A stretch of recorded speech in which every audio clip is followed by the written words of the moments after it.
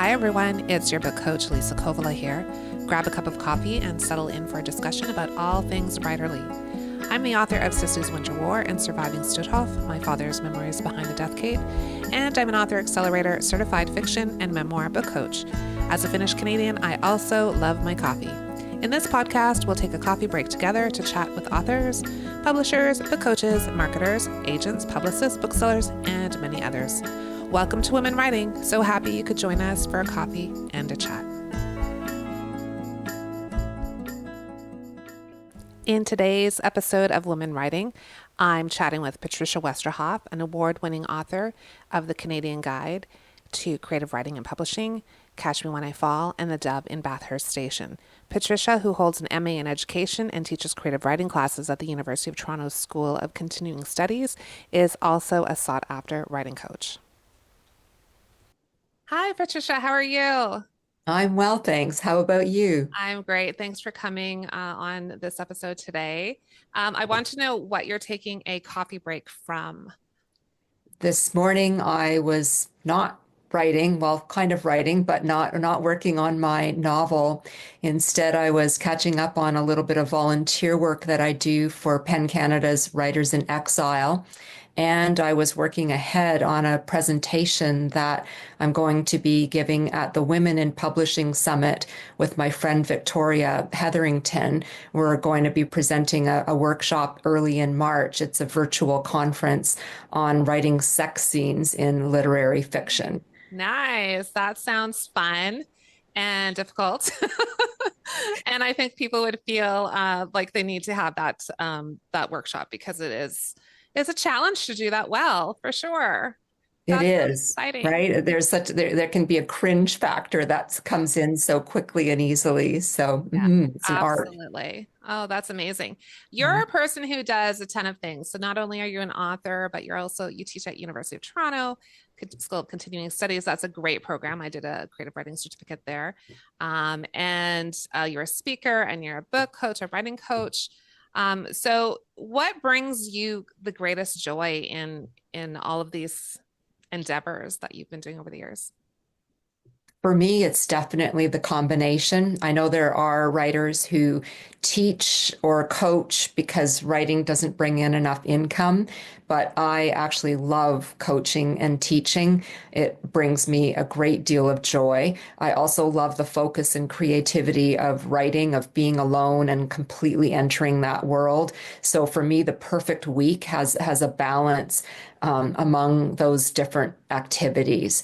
And then I would say the only exception is at the tail end of writing a novel where everything else, even sleep, becomes a distraction from writing. And I will get up in the middle of the night being pulled to my desk and focusing on writing alone. Yeah, for sure.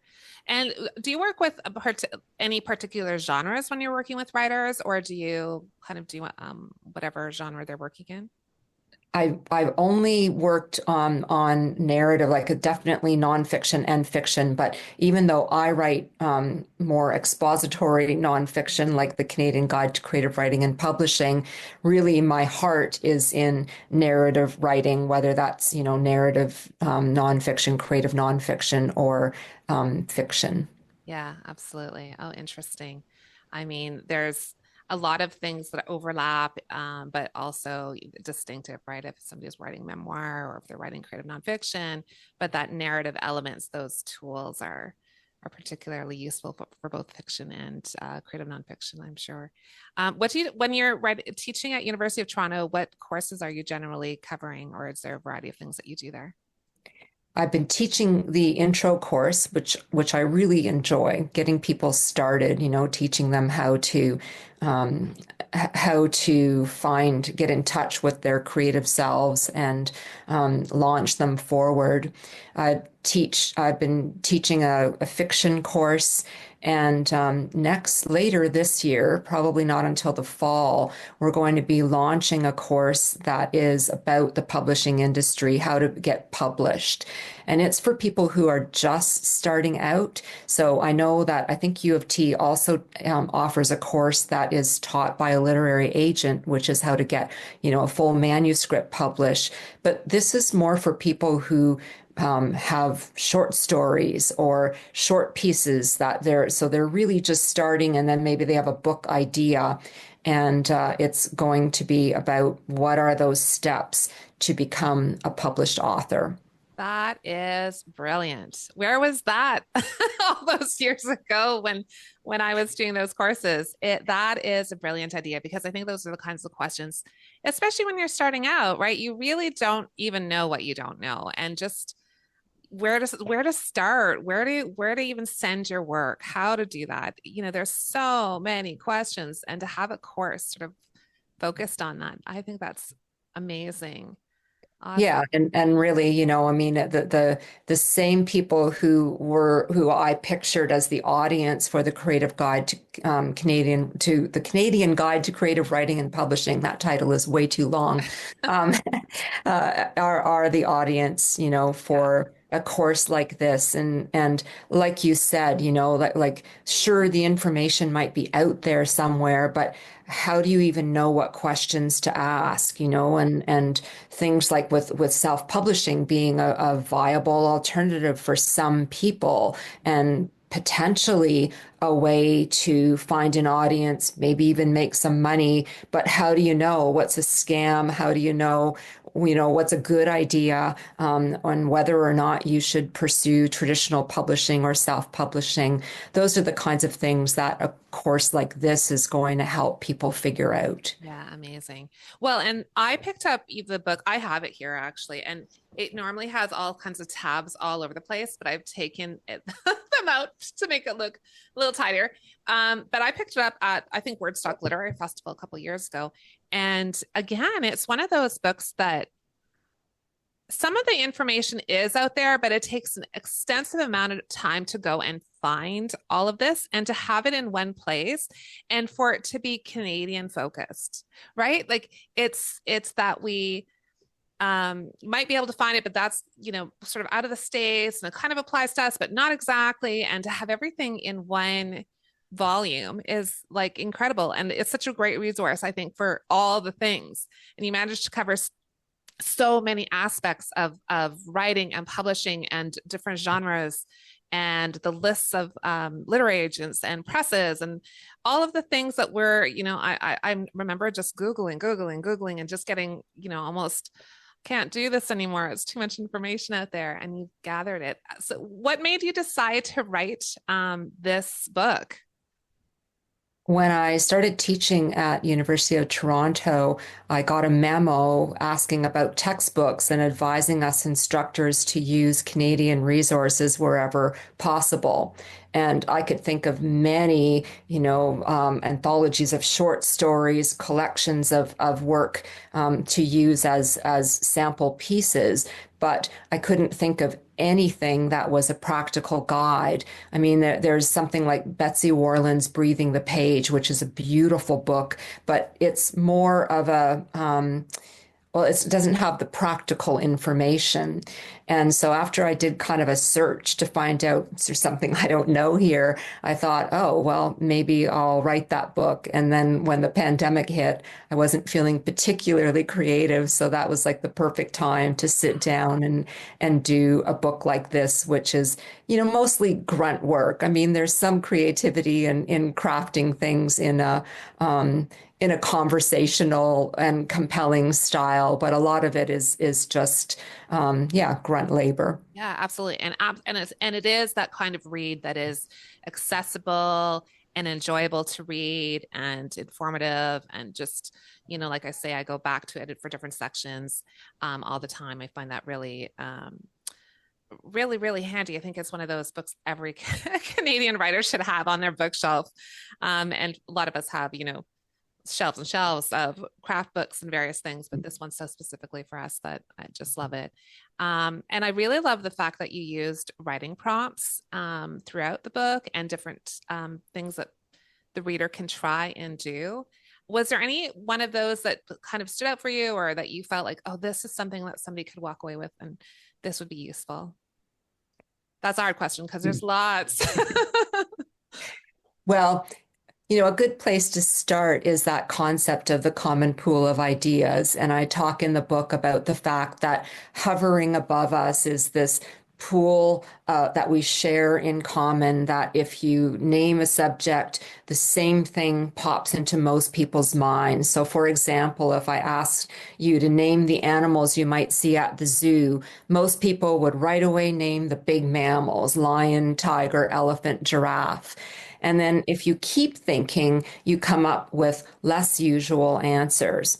And the same is true for, if I ask you to picture a world for your fantasy story, right away those familiar tropes come into mind. So there's a number of writing prompts, but the list of 100 is a good one, where you think about something related to your writing project. Maybe your character is going to go on a blind date, let's say, and you think, what could go wrong on this blind date? I'm going to come up with 100 things that could go wrong.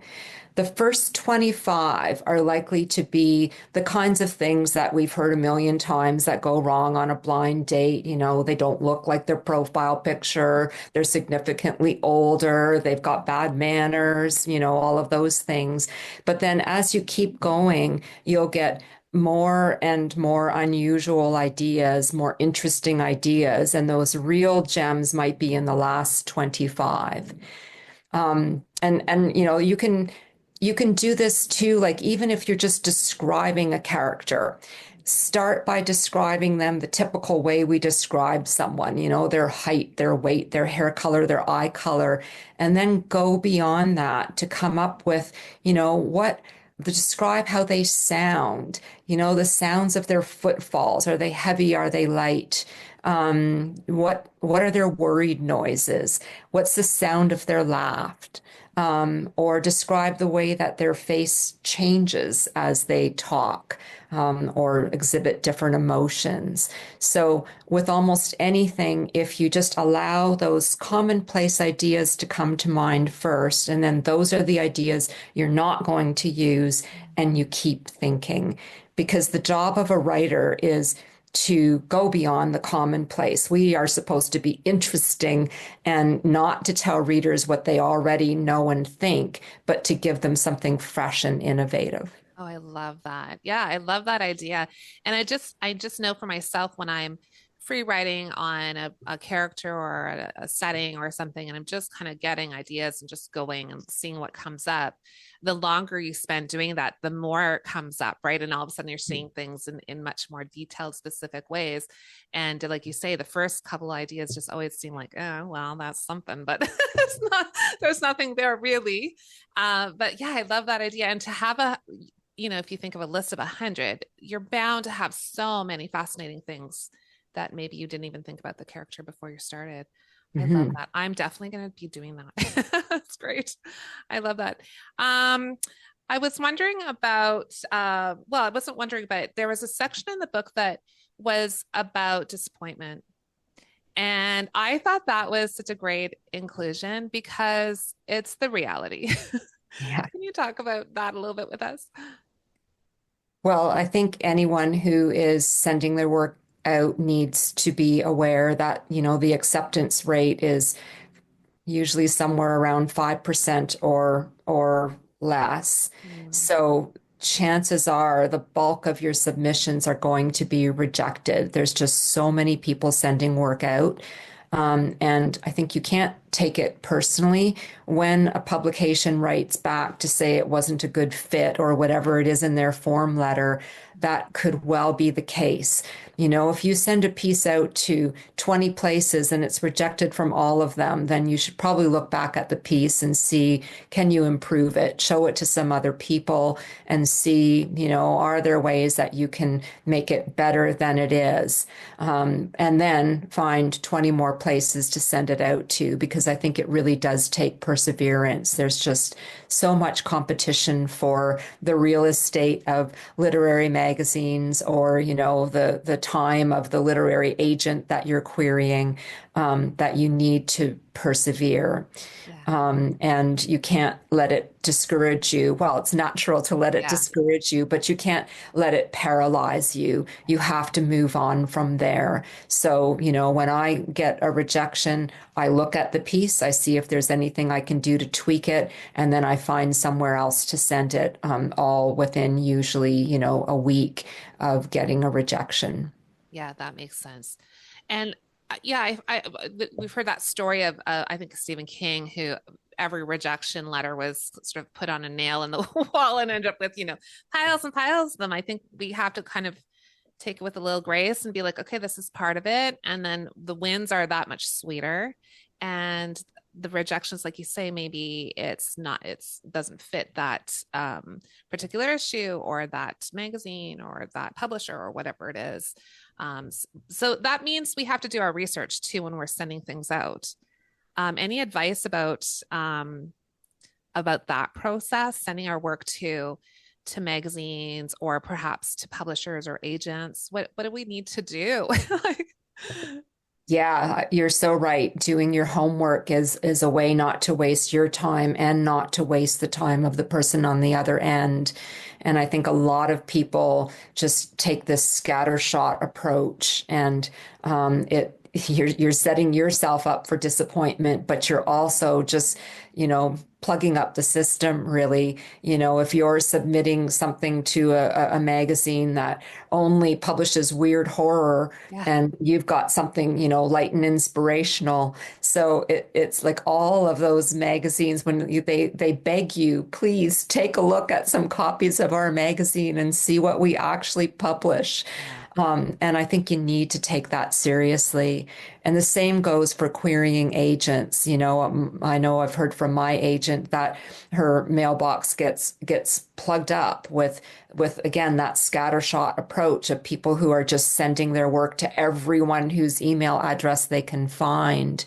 And it's just so unlikely that you're going to yield results with that kind of an approach. Instead, you need to do your homework, do your research, follow the agents on social media, look up the literary agent websites where each of those agents will have a profile where they will specifically say what genres and what subject matter they're interested in. You can find out what other authors they represent and see, do they represent people who are doing similar things to you? And then, you have a point of connection, and in your query letter, you can personalize it and say, I think we would be a good fit to work together because of blah, blah, and blah. yeah. And that's the way not to set yourself up for failure and waste everybody's time. Yeah, and that's often the advice we hear is to personalize it.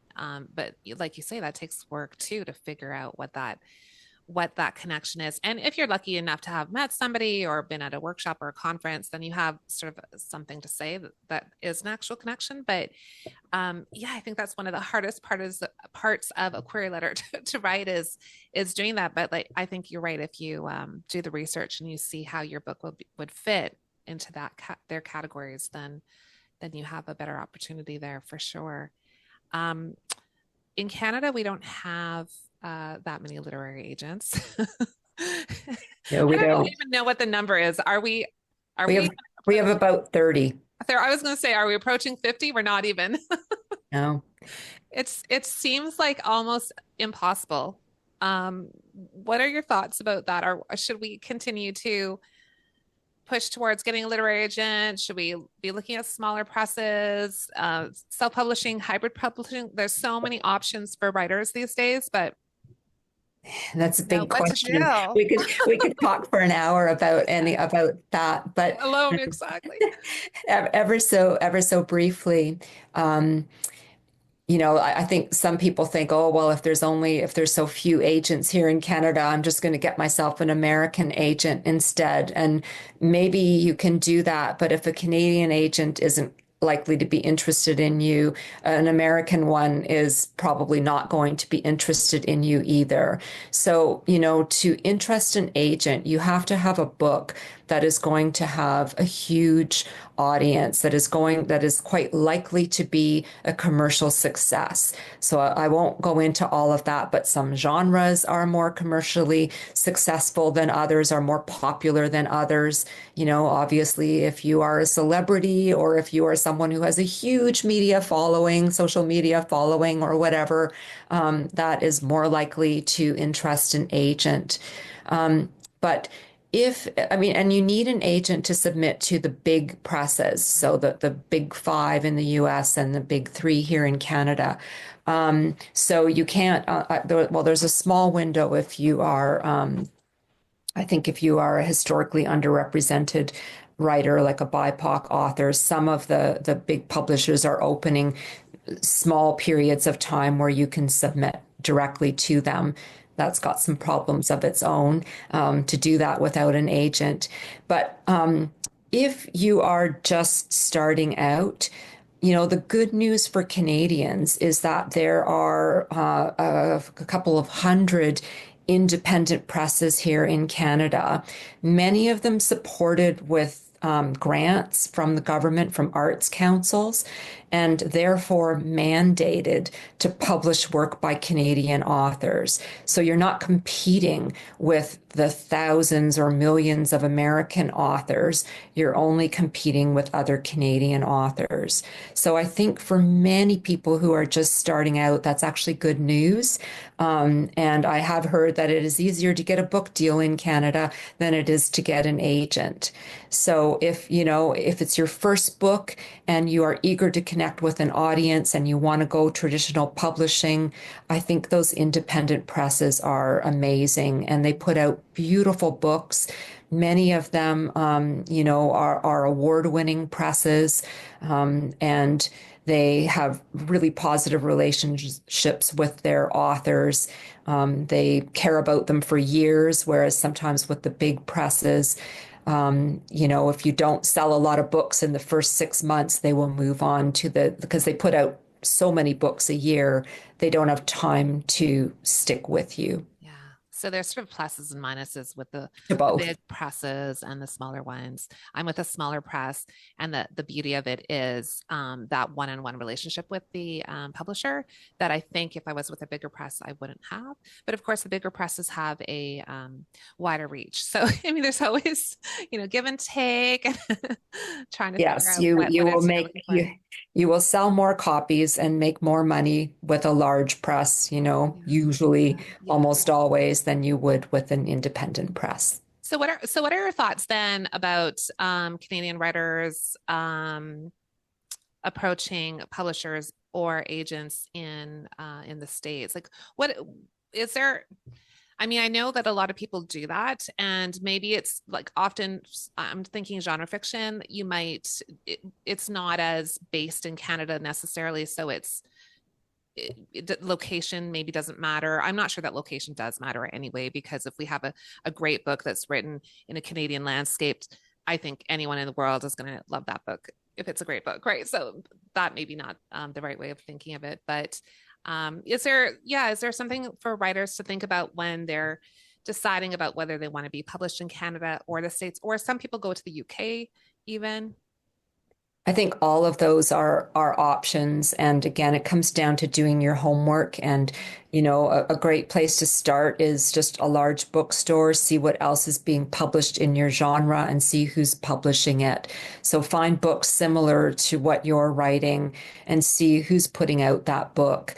And make a list, and in a sense, like you again, you don't want to do a scattershot approach, but you also don't want to put all your eggs in one basket, to use a cliche. So there's no reason to only submit to Canadian presses if there are presses that you could submit to elsewhere as well that are publishing what you write. Yeah, absolutely. Yeah. And I think that opens up a wider world. Like I think when I was starting out, I was really just looking at the Canadian publishing landscape and hadn't really thought about the States, but they have probably thousands and thousands of agents, and I don't know how many presses. And but then you talk about research, talk about having, to look through all of those to find the Yes. presses that work in that category. I mean, it's a lot of homework, but if it's something that interests people, it's done, and people do get published in the States and maybe can reach a different audience there as well. So something worth Yeah, thinking and about. there are, a few different newsletters. I'll just mention one that can help people with finding out about those publication opportunities, both here and abroad, like authorspublish.com. If you sign up for their newsletter, they will weekly send you submission possibilities and helpful articles about, how to submit your work. Okay. Oh, I love that. That's Yeah. a hot tip right there. Um, so how, what should we do in terms of navigating that process? I'm thinking about you think you have I just shouldn't say it that way. You have a book done. I hesitate to say done because, as we know, there's going to be more editing As and good as you can make changes. it. Yeah, as good as you Yeah. can make it, as polished as you think you can make it. What's the next step? You feel like you're at that stage. You think maybe I should query, or I should send it out to publishers or small presses, or what should people do when they think they're ready to pitch? So, in an ideal world, that author, while they were polishing that manuscript, they were also doing their homework. I like to say that writing is an art, but publishing is a business. So while they were working on their art, they were also educating themselves about the business. And it's not, oh, now I'm done my novel, now what? And then they've got 6 months where they have to do their research to find out, am I going to get an agent? Am I going to submit directly to independent presses? Am I going to self-publish? Ideally, they would have done that work while they were writing, and they know what are their routes to publication and what makes the most sense for them. So when they finish, they've got a plan of action. And for some people, if their goal is to be traditionally published, maybe their first step is that they are going to query agents. And if it's fiction, you have to have your book ready, because when you send out your query, if they ask for it, you can't take, 2 months to finish writing it and then submit your book when they've forgotten all about you. It should Exactly. be, the next day. And with nonfiction, you submit a proposal. Although sometimes with memoir, agents will treat it like fiction and they will want the full manuscript. So you need to have that ready then to send.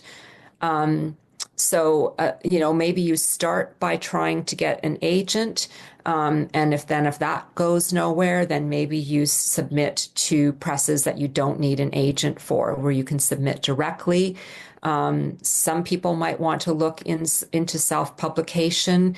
You should know that the vast majority of writers do not make money; they spend money on self-publishing. So, the success stories that those are the people who won the lottery. Well, not quite, because they did a heck of a lot of work. So it's Right. not random like that. Yeah. They know a lot about marketing, and have done a great job, usually on their manuscript, the art of it, and then on the Yeah. the marketing of it. Yeah. Oh, I love that. Yeah, I was thinking about, yeah, some of those individuals who just, we all know about their names, and they've, got movie deals and all the things. Those are like a little tiny percentage of people who's it kind of just took off for whatever reason. But I think it is a challenge to self-publish, and to know that it can be costly. And I'm going to just backtrack a little bit, because I'm thinking about the whole idea of having an audience before you even publish. So, any recommendations for people who are maybe working on their book? Maybe it might be a first book, and these are great tips to, already be thinking about how you might want to publish and doing some of that research beforehand. Things that maybe, when you're just trying to write the book, that's hard enough without, especially the first line, without all the other things. But to know, if you're doing that in the same time frame, then you're going to be that much more ahead when you're done that first manuscript. Um, So do you have any thoughts about that?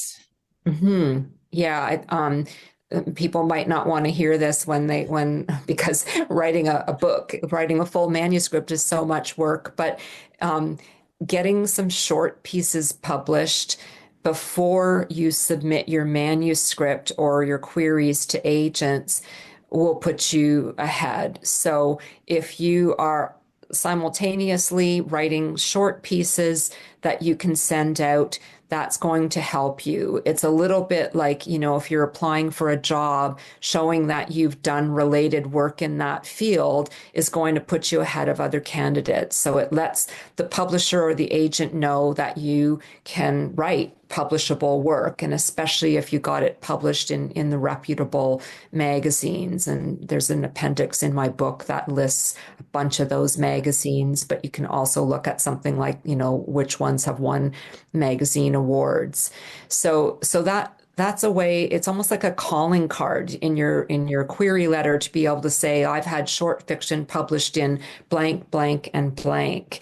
So, and maybe you don't have to write something new. Maybe there are excerpts from your manuscript that would stand alone as a personal essay or a short story. And it's a good idea to try and get some credits because that just shows that you are a professional writer who is writing publishable work. Hmm. Yeah, absolutely. And anytime you can enter a contest or, those kinds of things. And I think that probably those short pieces, they're really flexing your writing muscle too, right? Like, especially when you're starting that first book and you're working through that, you're learning craft at the same time. You're really figuring out how to structure and how to engage audiences, and working on small pieces like that can also, even if you don't get them published, it's such a worthwhile activity. It's not always about the publishing credit, I guess. It's also just about practice and writing and writing and writing. And what do they say, 10,000 hours of practice or Yeah, whatever. and I think, excerpting pieces, it also makes you look at it at each piece as a scene Yeah, and checking, is there enough sort of zing in here? Is there enough payoff in the style, in, the events that I'm describing? It can help you to really scrutinize the writing more than you might when you're just writing chapter after chapter after chapter. yeah, So I agree, it's never wasted time. Just like writing, grant yeah, applications and yeah. and describing your project, whether or not you get the grant, I think it's a really good use of time because it forces you to articulate what you're up to, and Yeah, that will put you ahead. exactly. And grant application writing is its own skill set, isn't it? The questions they ask are sometimes difficult, and it makes you really think about your project and what you're really trying to say and do with it. Yeah, I totally agree. And that is something that I often have writers who are early in the process think that that's not for them, like they need to be somewhere else up the road to be able to apply. But I don't think that's true. I think if you have a good project idea and you're willing to invest that time, grant applications are for anyone at any stage of the process. um, Yeah, in fact, some of them are, tiered. Some of the arts councils across Canada have tiered grants yeah, where, there are grants for people who are just starting out. You yeah, usually have to have a few publication credits, but they don't have to be in certain kinds of magazines. They can be in magazines that, have a bigger acceptance rate, a small circulation, so it's not impossible to get your pieces into yeah, them. yeah. No, good advice for sure. um, So I'm going to ask you a question from, I always ask my Substack readers about whether or not they have any questions for my guests. And this one's from Heidi, and she writes Blooming Abilities. And it's specifically for you. She says, I'm curious about your perspective on what is unique about writing and publishing in Canada. She's a Canadian. But to broaden the question, maybe how geographical location still impacts writing and publishing in a time with more globalization. Interesting question from Heidi. Yeah. Great question. I mean, and a question that's dear to my heart because it's something that I was that motivated me to write the Canadian Guide to Creative Writing and Publishing, where not only did I talk about the Canadian publishing industry, but I quoted Canadian authors throughout it, where, I think we've got from the West to the East Coast, just such a range of incredible authors and writing about our unique culture, our geography, and that's worth preserving, I think. So I'm really I'm as a writer, I'm really pleased to be working in Canada, and I'm so grateful that we have so many opportunities for Canadian writers. We have much better grant systems than many countries in the world. These presses, and some of them are regional presses. Some of them, like will publish only northern writers or, writers from one area of a province. They're tiny presses, but they're there to get the voices of those people out in the world and in a sense, preserve those cultures. So I think that's exciting, and it's worth celebrating as Canadians that we have these opportunities. The literary magazines also just give us a wealth of different voices. Many of them as well are, trying to make up for some of the historical wrongs where it was mostly, white men and then white women as well who are being published. And we've got a much more diverse range of voices being published now in those magazines. And I don't think that's necessarily the case in, the country south of the border, that there's as much sort of generalized concern about that kind of diversity. That's something that we care about more here. Yeah, absolutely. Oh, yeah, I totally agree with you. I feel like we're pretty blessed to be here, especially let's not go there, but the political situation and, we'll have yet to see where that will all land. But we do have so many opportunities as writers here in Canada and much to be grateful for, even if it feels daunting and challenging process, it is possible. This book, I think, is sort of I've said that earlier, a must read for Canadian writers, and it's something to have on our bookshelves to pull out to reference. And I do go back to it time and again for different aspects. I think you even had a section on podcasts, which I should have read before we met. I'll brush up on it later. I'll be like, oh, Patricia said. But I want to thank you so much. Before I let you go, can you tell us what you're working on these days? Yes, I just completed a comic novel, The Alphabet Book of Dating. It was inspired by writing the index for the Canadian Guide to Creative Writing and Publishing, which was tedious and punishing work. But it launched me into that novel, so it's out on submission.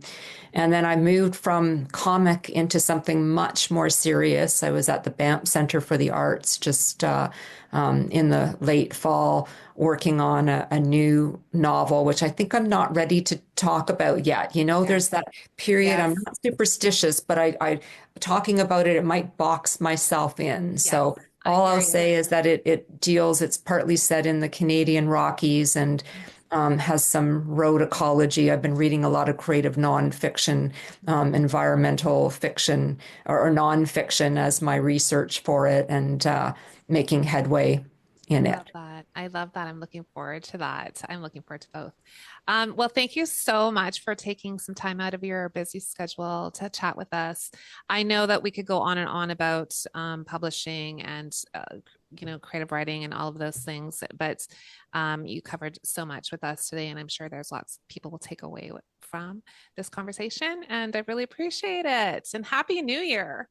Happy New Year, and my pleasure. Thank you so much for having me. Thank you. Do you have writing goals that you want to achieve in 2025? If you need support, encouragement, accountability, and community, join the Women Writing Circle. We meet bi-weekly to set writing goals and get pages done. Go to Women Writing on Substack and subscribe. Let's create a little magic this year. Thanks for taking time out of your schedule to have a coffee break with us at Women Writing. Don't forget to subscribe to Women Writing on Substack. If you like this episode, share it with someone who needs a writing break and a little inspiration. Happy writing! Thank you to Michael Jensen for his original music and editing, and to Mia Jensen for the logo design.